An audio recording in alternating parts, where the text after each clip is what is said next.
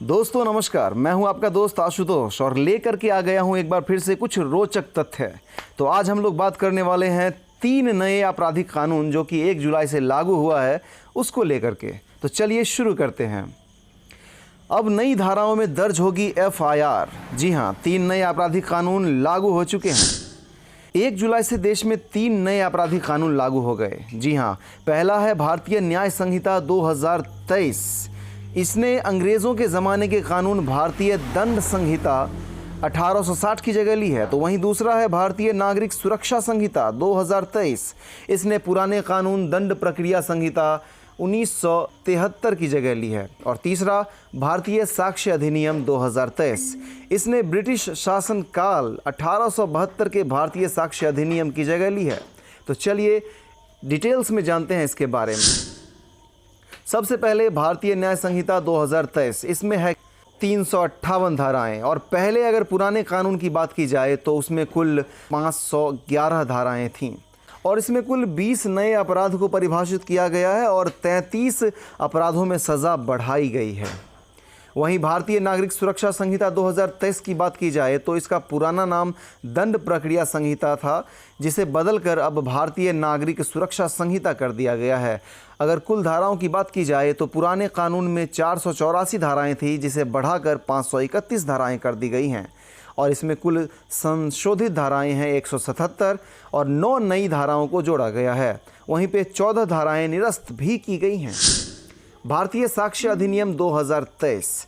इसमें कुल 170 धाराएं हैं, जबकि पहले भारतीय साक्ष्य अधिनियम 1872 में कुल 167 धाराएं थीं। इसमें संशोधित की गई धाराओं की संख्या 24 है और इसमें 2 नई धाराएं जोड़ी गई हैं और 6 धाराओं को निरस्त किया गया है। इन प्रमुख धाराओं की पहचान बदल गई है जो कि आपके सामने है। हत्या के लिए धारा 302 अब बन गया है धारा 101। वहीं पे हत्या का प्रयास करने के लिए धारा 307 अब होगी धारा 109।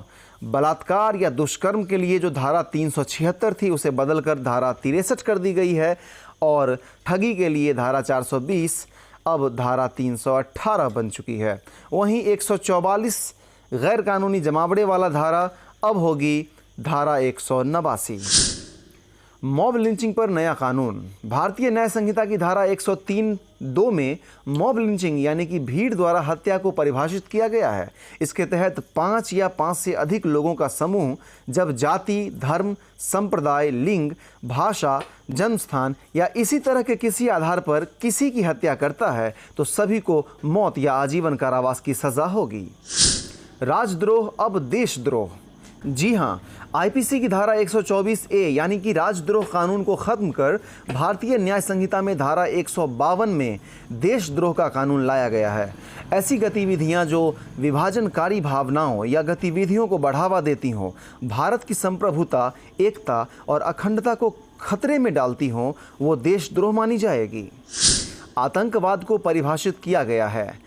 अब भारतीय न्याय संहिता धारा 113 में आतंकवाद को परिभाषित किया गया है। जब कोई व्यक्ति बम, डायनामाइट या अन्य विस्फोटक पदार्थ, आग्नेयास्त्र, रासायनिक या जैविक हथियार या किसी खतरनाक पदार्थ के माध्यम से भारत की एकता, अखंडता, संप्रभुता, सुरक्षा या आर्थिक सुरक्षा पर खतरा उत्पन्न करता है या करने का प्रयास करता है तो उसे मौत या आजीवन कारावास की सज़ा होगी। इस कानून में कम से कम 5 साल कारावास की सज़ा का प्रावधान है। Zero FIR। भारतीय न्याय संहिता 2023 पीड़ितों को किसी भी थाने में 0 FIR लिखवाने का अधिकार देती है। 0 FIR दर्ज होने के बाद मामले को संबोधित थाने में 24 घंटे के भीतर ट्रांसफ़र करना भी ज़रूरी बनाया गया है। केस वापसी की अगर बात की जाए तो पुराने कानून में जांच के आधार पर पुलिस क्लोजर रिपोर्ट लगा सकती थी या मुकदमा वापस ले सकती थी। नए कानून के तहत पुलिस के केस वापस लेने से पहले शिकायतकर्ता को अदालत के सामने साक्ष्य प्रस्तुत करने का अधिकार होगा। और जांच की बात करें तो पुराने कानून में जांच से जुड़ी जानकारी शिकायतकर्ता के साथ साझा करने की बाध्यता नहीं थी, लेकिन नए कानून के तहत पुलिस को 90 दिन के भीतर जांच पूरी करनी होगी और जांच से जुड़े अपडेट्स शिकायतकर्ता को भेजने होंगे। हिरासत में लेना। अब नए कानून के तहत पुलिस किसी भी व्यक्ति को 24 घंटे के लिए बिना कारण बताए हिरासत में ले सकती है जो किसी आदेश की अवहेलना या अनादर कर रहा हो। तो आपको ये वीडियो कैसा लगा मुझे ज़रूर बताइए और मेरे चैनल को सब्सक्राइब कीजिए और इंस्टाग्राम पे फॉलो ज़रूर कर लीजिए। तब तक के लिए अलविदा, जय हिंद।